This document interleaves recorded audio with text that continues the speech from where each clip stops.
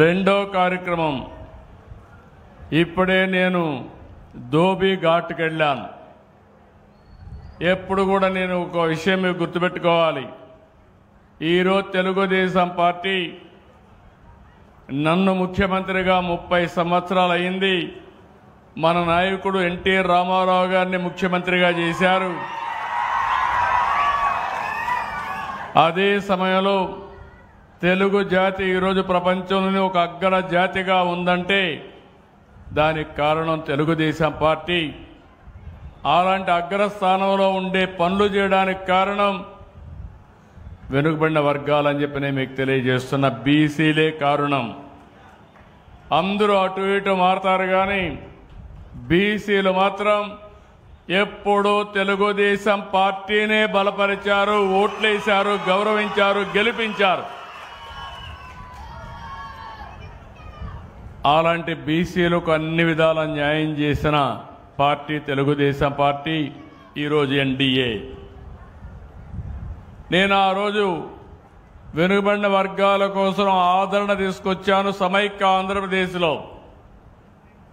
అదే సమయంలో మళ్ళీ 2014లో ఆదరణ 2 తీసుకొచ్చాను. ఈరోజు నేను అక్కడికి పోతే ఎంత సంతోషపడ్డానంటే, మొదట నేను ముఖ్యమంత్రిగా ఉన్నప్పుడు ధోబీ ఘాట్లు కట్టాను.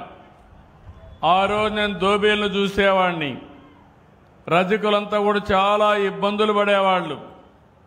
ఎక్కడన్నా బావుల దగ్గరికి వెళ్ళి అక్కడ బట్టలు ఉతకాలంటే అక్కడ రైతు ఒప్పుకునేవాడు కాదు. ఇంకో పక్క ఒకప్పుడు మనం చూస్తే గాడిదల మీద ఈ బట్టలు ఎత్తిపెట్టి ఎంతో దూరం వాగులు వంకల దగ్గరికి వెళ్ళి ఎక్కడెక్కడో తిరిగి బట్టలు ఉతికి మళ్ళా తీసుకొచ్చేవాళ్ళు.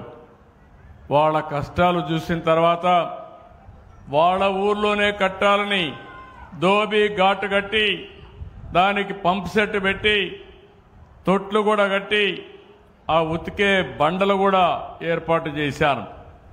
అది పోయినప్పుడు వాళ్ళు చెప్తే, మీరున్నప్పుడు 25 సంవత్సరాల కంటే ముందు కట్టారని వాళ్ళు చెప్పినప్పుడు నాకు ఎంత ఆనందం కలిగిందంటే వర్ణనాతీతం అని చెప్పి మరొకసారి మీ అందరికీ విజ్ఞప్తి చేస్తున్నా. అది కూడా ఈ రోజే చూడడం. అక్కడ ఒక రజకులైతే ఒక బండి పెట్టి ఇస్త్రీ చేస్తున్నారు. ఇస్త్రీ చేస్తామంటే ఈ ఇస్త్రీ పెట్టి కూడా మీరే ఇచ్చారు, 2014లో ఇచ్చారని చెప్తే దానికంటే మించిన ఆనందం జీవితంలో ఏముంటుందో మీరే గుర్తుపెట్టుకోమని మిమ్మల్ని కోరుతున్నా. అది 40 సంవత్సరాల ప్రస్థానం. ఎంతో మందికి ఎన్నో విధాలుగా సహాయం చేశాం.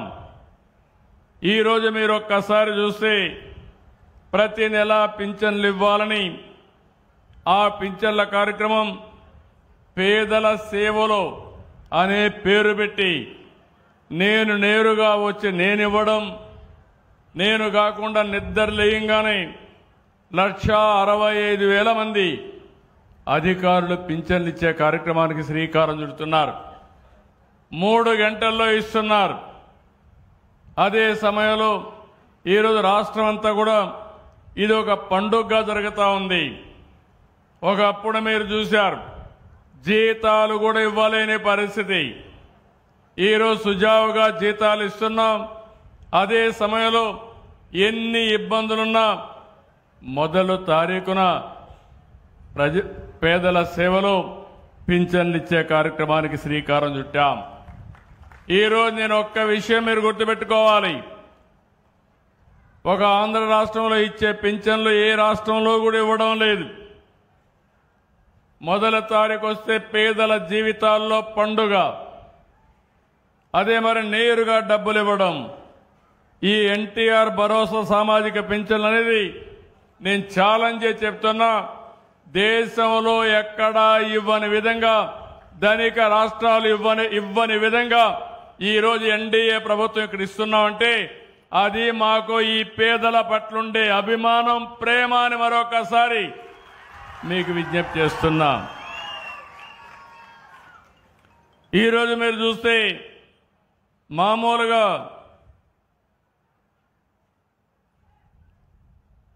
అనేక రకాలైనటువంటి పింఛన్లు ఇస్తున్నాం. వృద్ధులకి, వితంతువులకి, కల్లు గీత కార్మికులకి, డబ్బు కళాకారులకి, ప్రతి ఒక్కరికి కూడా జీవితంలో ఇబ్బందులుంటే ఆ ఇబ్బందుల్ని అధిగమించేట్టుగా వాళ్ళ కాళ్లపైన వాళ్ళు నిలబడేట్టుగా ఈ కార్యక్రమాన్ని చేపట్టాం. ఈ 15 నెలల్లో 42,000 కోట్ల రూపాయలు ఒక పింఛన్ కార్యక్రమం కింద సూపర్ 6లు ఇచ్చామంటే అది ఈ ప్రభుత్వం ఈ పేదవాళ్ళకు అందించిన కానుక అని చెప్పి కూడా నేను మీకు తెలియజేస్తున్నా. ఈ రోజున 63,61,380 మందికి ఇస్తున్నాం. ఒకే రోజున 2,747 కోట్లు ఇస్తున్నాం. నేను ఒకటే ఆలోచించాను, పింఛన్ అనేది దానం కాదు, ధర్మం కాదు, బాధ్యత.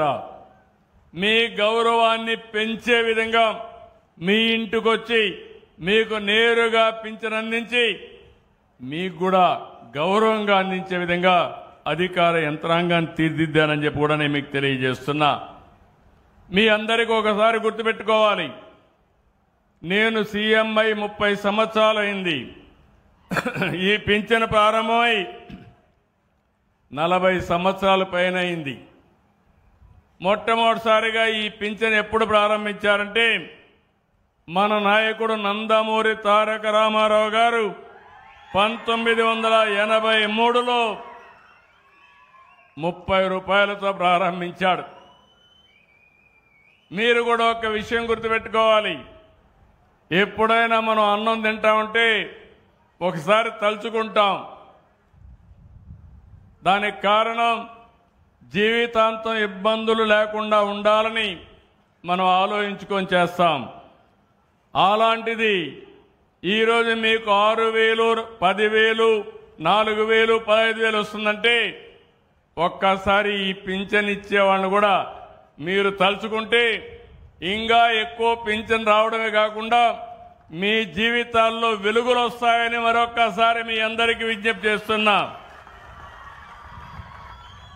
ఆ 30 రూపాయల్ని 95లో నేను ముఖ్యమంత్రి 30 సంవత్సరాల్లో ఆ రోజు మొదటిసారి ముఖ్యమంత్రి అయినప్పుడు 75 రూపాయలు చేశాను.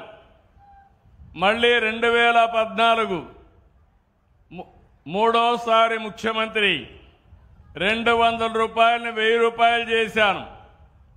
దివ్యాంగులకి 500 వచ్చేది, ఒకేసారి 3 రెట్లు పెంచాను, అది 1,500 అయింది.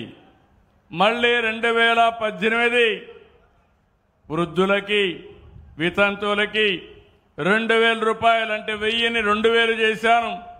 దివ్యాంగులకి 1,500 3,000 చేశాను. అంటే మీరు గుర్తుపెట్టుకోవాల్సింది 5 ఏళ్లలో 10 రెట్లు పెంచిన పార్టీ, దివ్యాంగులకు 12 రెట్లు పెంచిన పార్టీ తెలుగుదేశం పార్టీ. ఇది కాకుండా ఈరోజు మీరు ఒక్కసారి చూస్తే ఒకేసారి దివ్యాంగులకు ఇచ్చే పింఛనే కాకుండా ఇంకో పక్కన పెద్ద ఎత్తున 6 నెలల్లో దివ్యాంగులకైతే మొత్తం 5,500 రూపాయలు పెంచాం. పెంచిన పింఛను ఈరోజు మనం ఇస్తున్నాం. ఈరోజు నేను ఒక విషయం మీ అందరికీ విజ్ఞప్తి చేస్తున్నా. 8,10,10,182 మంది దివ్యాంగులకు పింఛన్లు ఇస్తున్నాం. ఇటీవల వైఎస్ఆర్ కాంగ్రెస్ పార్టీ వచ్చింది, వికలాంగుడు కానివాడికి పింఛన్ ఇస్తున్నారు. ఎవరైతే అసలు వికలాంగులు ఉన్నారో వాళ్ళకి ఇవ్వకుండా వీళ్ళ కార్యకర్తలకు పింఛన్లు ఇచ్చే పరిస్థితికి వచ్చారు. అవన్నీ చూస్తే నాకు అనిపించింది, అర్హులకి పింఛన్లు ఇవ్వాలి, అర్హులకు అందరికీ ప్రభుత్వం అండగా ఉండాలి. ఎవరైనా సరే అనర్హులుంటే ప్రభుత్వ ధనాన్ని దోస్తా ఉంటే దోపిడీ చేసి అలాంటి వారిపైన చర్యలు తీసుకోవాలా లేదా అని మిమ్మల్ని అడుగుతున్నా. నేను మీలో కూడా ఒక మార్పు రావాలి. చెడును చెడుని చెప్పాలి, మంచిని మంచని చెప్పాలి. ఎప్పుడైతే ఆ ధైర్యం మీకు వస్తుందో, ఆ సామాజిక బాధ్యత మీకు వస్తుందో, అప్పుడు మీ అందరికీ న్యాయం జరుగుతుంది. అదే నిజమైన రామరాజ్యం అని మరొకసారి మీ అందరికీ విజ్ఞప్తి చేస్తున్నా. రామరాజ్యం మనం విన్నాం, చరిత్రలో ఇప్పుడు కూడా వింటున్నాం.